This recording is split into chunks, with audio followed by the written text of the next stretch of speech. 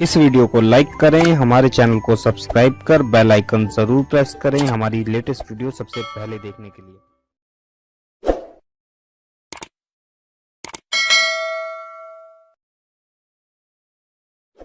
लड़की का तकवा, अगर औरत सुधरी हुई हो, माशरे में औरत का बड़ा निजाम है।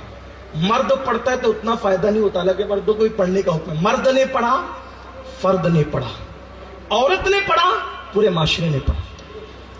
मर्द नमाजी बना तन्हा बनेगा, औरत नमाजी बनेगी पूरा घर नमाजी बनेगा। क्योंकि माँ जिस घर में नमाजी होगी उस घर की हर औलाद नमाजी होगी। जिस घर की माँ दीनदार होगी वो पूरा घर दीनदार होगा। जिस घर की माँ परहेजगार होगी पूरा घर परहेजगार होगा। क्योंकि बाप तो कमाने जाता है, माँ का असर औलाद के किरदार पे पड़ता है। मैं तो पूरी कायनात को ये बात बताना चाहता हूँ, लोग हैरान हैं कि 3 दिन के भूखे प्यासे हुसैन ने आखिर वक्त की हुकूमत की आंखों में आंखें डाल करके कैसे लोहे के चने चबवा करके बाती के चेहरे से नकाब उलट दिया था। मैं कहता हूँ वल्लाह हुसैन पाक कहीं अपना किरदार जरूर है, लेकिन करबला में एक हुसैन नजर नहीं आता।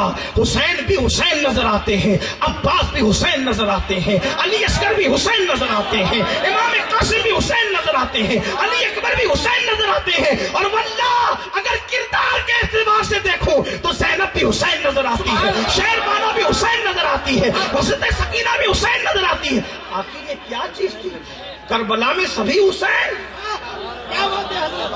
करबला में सभी नाम का एक हुसैन था, किरदार के सारे हुसैन मुझे नजर आते हैं। वजह यह है कि सैयदा फातिमा ने अपने घर में ऐसा माहौल बनाया था कि उस माहौल ने किरदार के एतबार से सबको बराबर किया।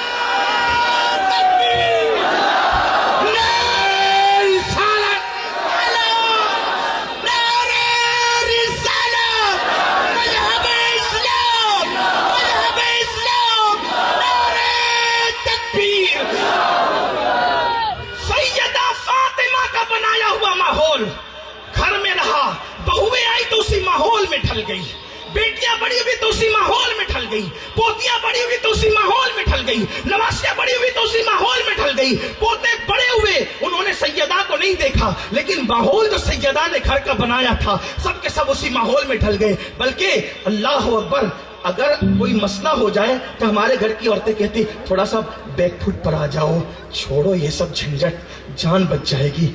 लेकिन चैलेंज करके कहता हूँ, शहरबानों ने कहा था हुसैन बैकफुट पर आ जाओ, जनाब लैला ने कहा था पीछे हो जाओ, सैयदा ज़ैनब ने कहा था पीछे हो जाओ। जो आज़म हुसैन का खैमे के बाहर था वही आज़म खवातीन का खैमे के अंदर था। और खवातीन कह रही थी अली असगर लुटा देना मगर सर मत झुकाना, हाथ न देना, कासिम लुटा देना, अली अकबर लुटा देना, हाथ नहीं देना, सर झुकाना नहीं, कटा देना, कटा देना। क्यों? सैयदा फातिमा का बनाया हुआ माहौल था। माँ अगर एक ऐसी हो जाए तो यूं घर का माहौल बनता है।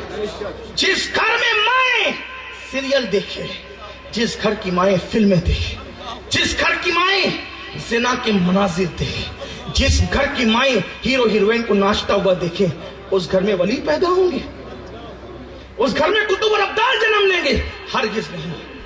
अगर घर संवारना है, औरत घर की मलिका होती है, मलिका संवर जाएगी पूरी सल्तनत संवर जाएगी। इसीलिए है इस्लाम औरत पर बहुत तवज्जो देता है, इस्लाम औरत को बहुत तालीम देता है। तो अर्ज कर रहा था कि औरत का तकवा किसी किसी को वली बना देता है। कैसे बनाता है देखो, बात को समेटते हुए अर्ज कर रहा हूँ।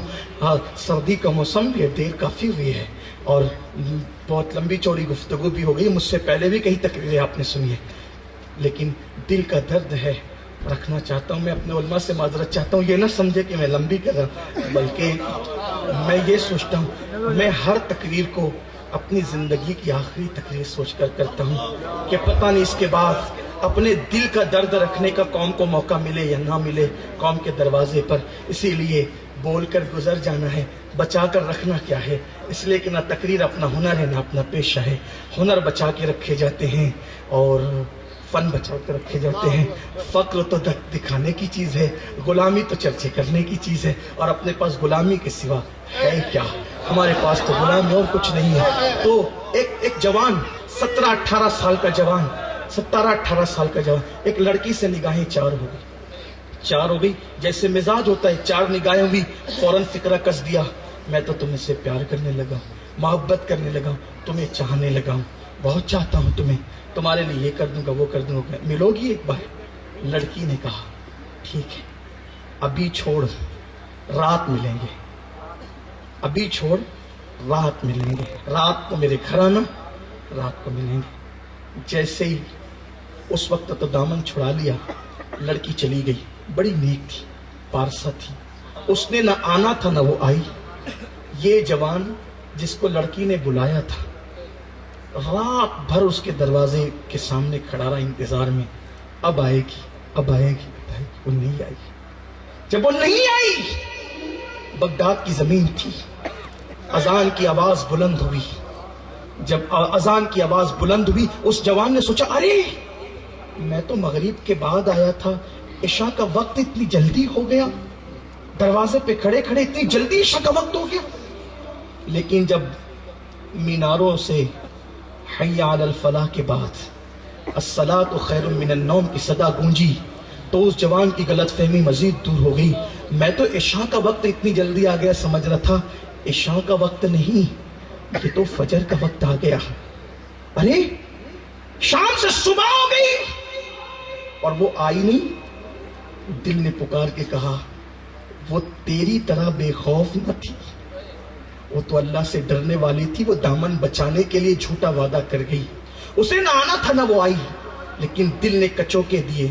ایک عورت کی پاک دامنی کی برکت نے اس جوان کے دل میں کچوکے دیے, اور اس جوان کے دل کی بانچیں کھلی اور وہ کلی آخر پھول بن کر گرے, شگفتہ پھول بن کر. اس کے دل پر جب چوٹ لگی تو اس کے ضمیر نے کہا نادان, شام سے لے کے صبح تک ایک لڑکی کی محبت میں کھڑا رہا, سردی کی تو نے کوئی پرواہ نہیں کی, موسم کی تو نے کوئی پرواہ نہیں کی.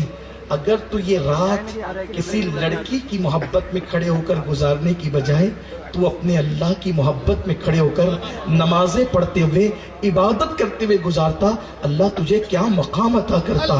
فوراً اس جوان کا دل اب مسجد کی طرف مائل ہو گیا.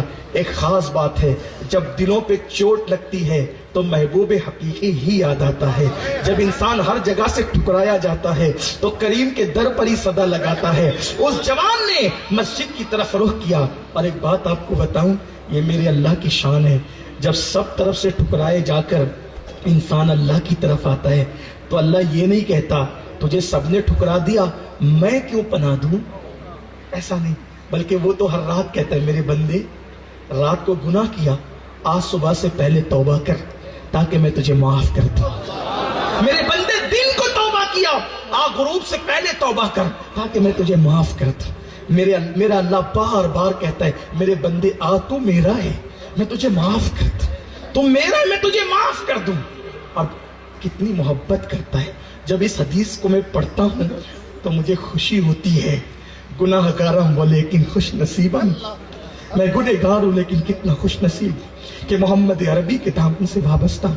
جب حضور کا کوئی امتی دیکھو اور انبیاء کا امتی گناہ کرتا تھا, موسیٰ علیہ السلام کا, عیسیٰ علیہ السلام کا, داؤد علیہ السلام کا, سلیمان علیہ السلام کا, جو بھی گناہ کرتا تھا اس کے گناہ کا اثر اس کے دروازے پہ لکھا جاتا تھا, اس کے گناہ کا اثر اس کے دروازے پہ لکھا جاتا تھا. لیکن محبوب کی وجہ سے قدرت ہم سے اتنا پیار کرتی ہے, جب ہم گناہ کرتے ہیں تو اللہ گناہ کے لکھنے والے فرشتے سے کہتا ہے ابھی مت لکھ. بلکہ جب ہم گناہ کا ارادہ کرتے ہیں تو وہ فرشتہ لکھنا چاہتا, اللہ کہتا رک, ابھی اس نے گناہ کیا نہیں, ارادہ کیا ہے, ابھی مت لکھ. پھر جب انسان گناہ کر لیتا ہے تو وہ لکھنا چاہتا ہے, اللہ فرماتا ابھی مت لکھ. گناہ کر لیا نا لیکن لکھ مت ابھی, اس لیے کہ ہو سکتا ہے وہ توبہ کر لے. یہ ہو سکتا ہے فرشتے کے لیے کہا جاتا ہے ورنہ یہ اس کی شان کریمی. وہ